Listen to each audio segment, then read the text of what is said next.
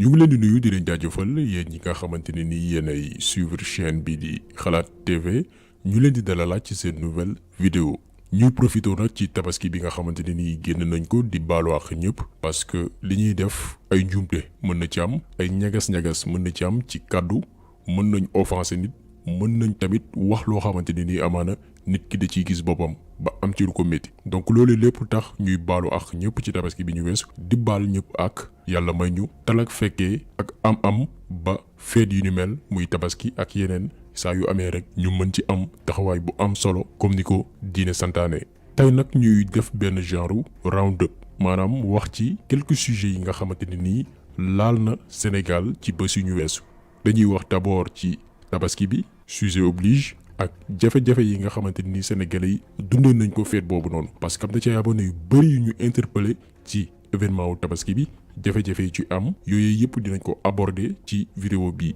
dinañ wax itam interpellation yi nga xamante ne nii yenn ci Sénégalais ñi ngi koy dund fan yi weesu ñu leen di convoqué di leen laaj ay laaj yoo xamante ni amul bopp amul génn te ñu bari ñi ñuy convoqué di leen interpellé wala di leen tëj mooy ñi nga xamante ne nii ñooy wax ci réew mi ni muy fonctionner maanaam ci wàllum ressources naturelles yi pétrole beeg gaz bi wala wàllum corruption ak lépp loo xamante ni daal lan na jafe-jafe yi réew mi di jànkonteel doomi aadama yi ciy wax ñooñu la ñuy convoqué dig gendarmerie di leen xooxatal ñu seetlu ni mbir mi dafa nduru genre tiitalaate maanaam dafa am ñu ciblé ci population bi pour tëjloo leen seen làmmiñ ñu bañ a waxati loolu lépp dinañ ci wax ci biir vidéo bi dañ koy tàmbale ak événement bi di tabaski ak sénégalais yi naka lañ ko dundee cette fois nag mbokk yi dañuy waxante dëgg maanaam bu ñu wax dara gouvernement bu ñu wax dara autorité yi ñu taxaw rek waxante dëgg suñu biir parce que yenn saa da ciy baax laataa ñuy jël lépp di ko teg ci ndoddu nguur gi nañu xoolante jàkkaarloo waxante dëgg dañuy wax d'abord suñu mbokku jaaykat yi lu tax ñoom parce que ñu bari ci ñoom dañuy suivre chaîne bii nii te yaakaar na ni moyen la bu gën a yomb ñu lancer leen message rawatina nag ñaxtu yu bari yi nga xamante ni sénégalais ñaxtu nañ ko ci tabaski weesu jëmale ci ñoom ak seen taxawaay ak ni nga xamante ne nii ñi ngi ko taxawoo sénégalais ci événement bi di tabaski bi. parce que dafa am yoo xamante ni mënuñu ko comprendre yow commerçant nga da ngay jaay quelques mois avant tabaski nga jënd ay stock pomme de terre soble di ko jaayee sac 6000 ba 6500 francs CFA tabaski bi jub si même stock bi nga jëndoon di ko jaayee 6000. ak 6500 même produit bi ka koy jaayee bi tabaski bi jubsee sac pomme de terre ak soble 10500 wala 9500 muy yokk boo xamante ne nii kenn mënu ko expliquer même jaaykat yi sax mënuñu la indil ay explication yu dal xel yoo xamante ne nii nopp mën na ko dégg te lan moo waral yokk bi parce que demande bi mi ngi fi tey bu tabaski jotee famille sénégalaise bu ci nekk da ngay obligé jënd ay pomme de terre ay soble yi nga xamante ni yu mënul ñàkk la pour feete li nga xamante ni mooy tabaski parce que mooy ànd ak ndawal gi donc gars yi lii du dëgg du yoon teguñu ko fenn parce que day baax parfois ñu nit sénégalais suñu biir ñu waxante dëgg baax na ñuy critiquer tout le temps gouvernement bi di wax ni waaw dañu war a arrêter supermarché Auchan yi nga xamante ni ñi ngi ci biir réew mi commencé di fi bari gox bu ci nekk ñi ngi fa mais est-ce que ñun sénégalais yi ñun ñi kaas que Auchan grande surface yi nañ fi jóge est-ce que li ñu warloog suñu compatriote sénégalais suñu mbokkum sénégalais ñu ngi koy def est-ce que ñun entre sénégalais yërëmante nañ suñu biir en tout cas li xew ci tabaski bi wane na ni solidarité amul diggante sénégalais yi malgré baalonte àq beeg yépp amul yërmande diggante ñun sénégalais yi moo xam diggante client beeg jaaykat bi moo xam dëkkandoo bépp secteur boo laal ñun sénégalais yi amuñu yërmande suñu biir loolu lépp lu ko waral ku ci nekk say intérêt personnel kese ngay xool moo xam jaaykat bi moo xam transporteur bi gis ngeen bi tabaski bi jubsee transporteurs yi jël seeni prix yokk ko ba ñi nga xamante ni dañu waroon quitter Dakar pour dem seen dëkk yi passé fa tabaski ak seeni njaboot am ay jafe-jafe ñu xam que ni nit ñaa ngi fi taxaw bëgg a génn Dakar dem tabaskee ji seeni dëkk ak seeni njaboot transporteurs yi profité ci loolu yokk prix transport bi ci loo xamante ni du dëgg du yoon te nit ñi dañuy obligé ñoom it fay parce que ku ci nekk da nga bëgg a dem kenn xalaatul bàyyi ko benn dëkk ci biir Sénégal di liggéey si fii Dakar tabaski fekk la fii nii da ngay dem parce que ak sa njaboot parce que ay weer wala diir bu yàgg tegantewu leen bët nga dem tamit ci jaaykatu xar yi foofu tamit beneen problème la nga daan jëndee xar bu baax ay jamono ci ginnaaw tey boo ko yoree mënoo ci am sax xar boo xamante ni nii mën nga ci tabaski bu jaar yoon yow ak sa njaboot donc bu fekkee ni ñun entre sénégalais ñooy comporté wu ak anam gi waruñoo bett bu ñu nguur gi di jaay doole parce que ku ci nekk li nga ëppalee sa morom yaa ngi ko koy wan di ko jaay. ñaaw na li am ci tabaski ren jii te yaakaar na ni bu ñu toogee rek ñun kese ku ci ne yedd sa bopp xool yow lan moo ciy sa responsabilité di nga xam que ni am na lu bari lu ñu war a améliorer lu ñu war a soññaat suñu bopp su suñu digganteeg suñu mbokk sénégalais parce que solidarité bi ci ñun lay tàmbalee d'abord balaa nguur gi di ñëw di ñu fekk si. lu tax nag mbir bi interpellé ñu parce que bi ñuy préparé tabaski bi ay sénégalais ñoo doon bind ci réseaux sociaux yi di wax que ni Auchan reste parce que ci seeni kàddu commerçant yi nekk ci biir réew mi amuñ benn yërmande jëmale ci sénégalais yi. te ñiy wax naan Auchan na fi des bu mu dem nañ toog mënuñu leen reprocher dara parce que Auchan day appliquer ay prix yu raisonnable ci beneen wet suñu jaaykat yi ñun di wut ay bénéfices yu ngande maanaam ñoom alal la ñuy wut dem nag bay lor clients yi. donc bu ñu demee ba yegg ci niveau boobu rek problème am na maanaam ñi doon xas Auchan démb tey bu ñu ñëwee ne Auchan na far toog ci biir réew mi kon problème am na. ñun defoon nañ vidéo ci Auchan pour wax que ni dañu war a jugee ci biir réew mi te vidéo bi bu ñu ko doon def intérêt jaaykat yi lañ doon xool parce que dañu bëggoon protéger ñi nga xamante ni ñooy jaaykat yi parce que Auchan bu demee ba bëri ci biir réew mi suñu jaaykat yi ñoo ko yëg parce que ñooy jaay lu gën a yomb te en plus ñoom ñooy offrir benn cadre boo xamante ni di nga mën a jënd ci sa teeyu bakkan te kenn du la déranger mais biñ koy def c'était pour protéger ñi nga xamante ni ñooy suñu jaaykat yi. mais tey ñi nga xamante ni ñoo ñu doon critiquer ñun ci vidéo bi ñu defoon naan Auchan na fi jóge di ñu critiquer di ñu wax que ni Auchan na fi toog baax na ci biir réew mi parce que suñu commerçant yi ñu bëgg xaalis nit yooyee doon ñu critiquer ci vidéo bi ñu defoon ci Auchan tey am nañ dëgg suñu kaw. am nañ dëgg suñu kaw parce que tey combat bi nekkatul diggante commerçant yi gouvernement bi ci Auchan na fi jóge déedéet mais combat bi léegi diggante sénégalais yi la ak commerçant yi parce que sénégalais yi ci boppam ñoo bëggatul Auchan jóge fi. donc ñiy xeex naan Auchan la fi jóge bu yeboo ñu toog noppalu parce que suñu commerçant yi dañu waxante dëgg ñooy dooleel Auchan ci prix yi nga xamante ni dañ koy yokk nu mu leen neexee te nag saa yu événement jubsee dëkk bi métti borom kër yi di wër di lijjanti fu ñu dugg fa pour seen njaboot kontaan mën a passé tabaski bi ci anam yi mu waree. donc commerçant yi suñu ay frères ñoo ci nekk suñu ay sœurs suñu ay papa suñu ay yaay suñu ay nijaay ak suñu ay tanta donc nañu xoolaat seen doxalin maanaam bàyyi di profité ci yenn événement yu ci mel ni tabaski korité pour kur rek am xaalis am bénéfice dëgg la neex na loolu mooy objectifu képp ku yëngu ci wàllum jënd ak njaay mais bénéfice bi dafa war a raisonnable même ci diine l'islam bénéfice yu ëpp yi riba lañ ko jàppee maanaam du alal joo xamante nii lew na donc nañ ci bàyyi xel.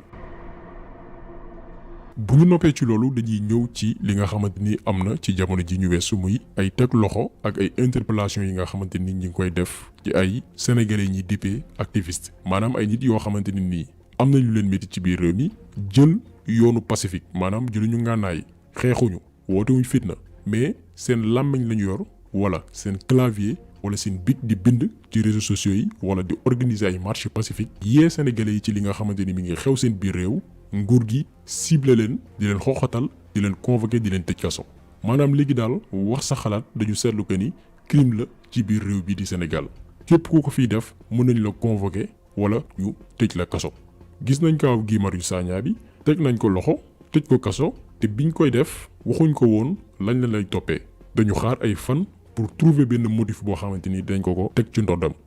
gis nañ aussi kaaw Adama Gaye bi même bu fekkee ni d'accorduñ trop ci anam gi nga xamante ni moom lay defee ay mbiram maanaam yenn saa yi mu dugal ci ay saaga wala di utiliser ay kàddu yoo xamante ni dafa ñagas te bu ngeen xoolee après moom looloo ko topp Adama Gaye biñ ko tëjee dañ ne da doon saaga jëmale ko ci Macky Sall nguur gi profité wu ci loolu tëj ko kaso. même bu fekkee ni ci cas boobu noonu am na 2 poids 2 mesures parce que am na ci ay nit yu mel ni Moustapha Cissé Lo chaque fois ñu saaga fi sénégalais yi nga xam ne ñoo fal Macky Sall te dara du ko ci fekk. keneen ki dàqa saaga ci Sénégal mi ngi ci wetu Macky Sall jamono ji muy Souleymane Jules Diop doon na fi saaga Abdoulaye Wade bi nga xamante ni bu weesoo statut président bi nga xamante ni nekkoon na ko mag la te suñu aada mag dañ koy wormaal mais teewul ni Macky Sall biñ ko falee daf ko jël daf ko ministre teg ko ci wetam donc li fi bàyyi Souleymane Jules Diop ak Moustapha Cissé Lo mënoon na fee bàyyi Adama Gaye. après loolu aussi mu am interpellation Clédor Sène yaakaar na ni yéen ñëpp déglu ngeen intervention bi mu defoon gannaaw bi élément dikk yi ñëwoon ci këram ak mbir yi ni mu fa amee woon lépp moom tamit ñu bëggoon ko jël tëj ko ci kaso bi doon wër nag lan la ñuy teg ci ndoddam lan moo tax parce que dafa maîtriser dossier wu pétrole gaz zircon ak lépp luy ressource naturelle biir Sénégal même yenn ministres yi nga xam ne ñooy gérer loolu di def seen i njuuj njaaj ñu ci bari moo leen gën a xam affaire yi parce que da ciy gëstu def ci am xam-xam te loolu day déranger gouvernement bi te pareeguñ ci moom dinañ def lépp pour nëbb ko jant bi pour que mu bañ a wax lu jëm ci ressources naturelles yi fii ci Sénégal. bërki démoo njaay mu am benn sénégalais boo xamante nii bitim réew lay yëngu mu actif trop ci réseaux sociaux yi ñu koy woowee Idrissa Fall Cissé ñu convoqué woon ko gendarmerie lan moo tax parce que day def ay publication Facebook ay publication yoo xamante nii saagawul juste que day joxe avem ci njombe yi nga xamante nii nguuru Macky Sall mi ngi koy def ñu convoqué woon ko gendarmerie nangu woon passeport am après lañ ko jox alors que période boobu mi ngi waroon dellu nekk ci li nga xamante ni mooy liggéeyam te en plus mi ngi préparé benn livre boo xamante ni daf ko jagleel anam gi Macky Sall yoree réew mi ñu convoqué ko téye ko biñ demee ba xam ne amuñ dara luñ koy toppee lañ ko bàyyi ñu téewoon passeport am après lañ ko delloo. léegi nag situation baa ngi nii maanaam Macky Sall ak gouvernement am gannaaw lu ñu def lépp ci réew mi ci ay scandale ay njombe ci wàllum pétrole bi wàllum corruption wàllum détournement ak lépp liñ fiy def dañu taxaw nag ni kenn bu mu ko fi waxee képp ku ci wax rek dinañ la tiital xoxotal la pour que nga tëj sa làmmiñ lu ko mooy rek dinañ la tëj kaso caabi féetale ginnaaw dooroo waxati. maanaam léegi ñun dañu nekk ci dëkk boo xamante ni réewum dictature la Macky Sall jamono ji day def li Senghor doon def ak Abdou Diouf ak seeni opposants yi parce que Senghor ak Abdou Diouf ñoo yemoon rek rey nañ fi ay nit tëj nañ fi kaso ay politiciens rawatina ay opposants dàkk nañ fi ay pères de famille ba amatul liggéey lépp ndax lan scandale yi ñuy def ci réew mi kenn bañ ko wax. léegi nag Macky Sall bi nga xam ne moo leen donn moo ñu bëgg a delloowaat ay at ci ginnaaw jamonoy Senghor ak Abdou Diouf maanaam di xooxatal sénégalais yi te loolu nag kenn mënu ci mucc ñun ñii di wax ak yéen yow mii di suivre ak beneen sénégalais bu ñu tooñ ci liggéeyam wala ci li mu moom ci biir réew mi ëllëg mën nga jóg di wax ñu ne la ràpp ci kaso bi. tey loolu mooy démarche Macky Sall maanaam naa ko def mais kenn du ko fi waxee. léegi nag li olof di wax naan mbéjum kanam borom moo koy fajal boppam jot na nag sénégalais yi jotaat li nga xamante ni mooy seen liberté sénégalais ci boppam bi muy am sañ-sañ di wax ci ab pénc jamono jooju Macky Sall gën a seewul àdduna donc moom tuuti na lool pour noppiloo sénégalais yi. combat bi nag naka la